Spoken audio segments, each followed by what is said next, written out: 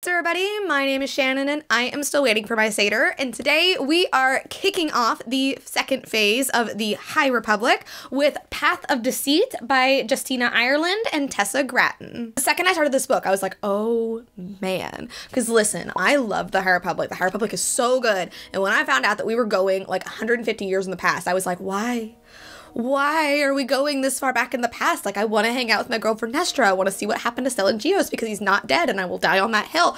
And the second I started this book, I knew immediately why we had to go back in time. Listen, I know this whole phase was supposed to get kicked off by Convergence and that book got pushed back, but having it start here with a YA novel with Path of Deceit by our queen, Justina Ireland and Tessa Gratton, who I am now going to have to read everything she's ever written, it just hits perfectly. Like I said, we are 150 years in the past, so it is different, but it's also kind of the same. We're still in this golden era of the Jedi. I feel like the main difference here is the technology, and things just kind of feel a little bit newer, a little bit more lived in. Like, we are mapping out like star lanes, we're mapping out light speeds. Communication is also just a little bit different as well. It takes a lot longer to communicate with people, which also makes sense and also adds a lot of drama. But in this book, it takes place on a planet called Dalna, which we have heard of in the first phase. And on this planet, we are introduced to a cult of the Force called the Path of the Open Hand.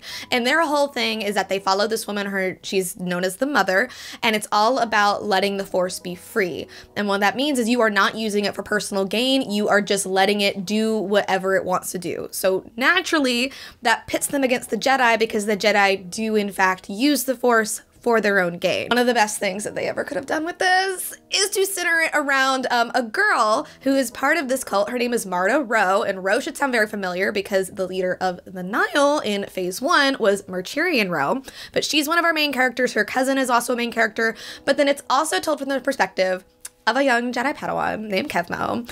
And like, listen, there's a little bit of a romance going on. And I loved that so much because Kevmo is such an interesting character.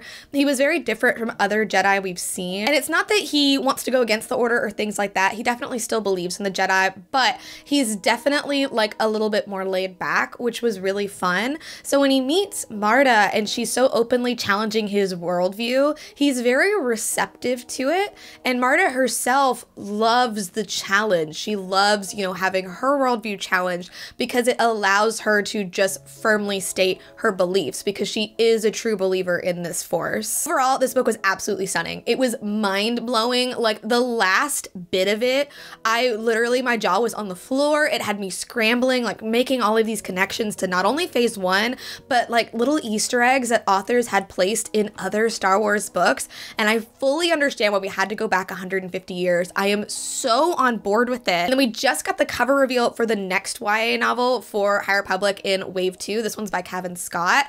And oh man, like knowing what happens and then seeing this cover, listen, nobody's doing it like publishing, and publishing just continues to one-up themselves. So we've been new. Justina Ireland, she is a queen. I'm obsessed with everything she writes. I'm currently reading Rust in the Root by her right now. Like, she is just doing it like nobody else. And Tessa Gratton, like, listen, I am looking. I will be reading. You all need to go out and check out this book. And honestly, if you haven't read The High Republic, obviously things are going to hit differently, but I do think you could read this book without reading anything else, because more than anything, it makes me want to go back and like reread other High Republic. So I actually think this could be an entry point, which is just so cool. So I am giving this book an A+, and I am desperately waiting to see what's gonna happen next. Anyway, thank you guys so much for watching this video. If you liked it, be sure to hit that like button down below, and don't forget to subscribe to Hot Books with me every week. That's everything I got for today, and I will see you guys next time.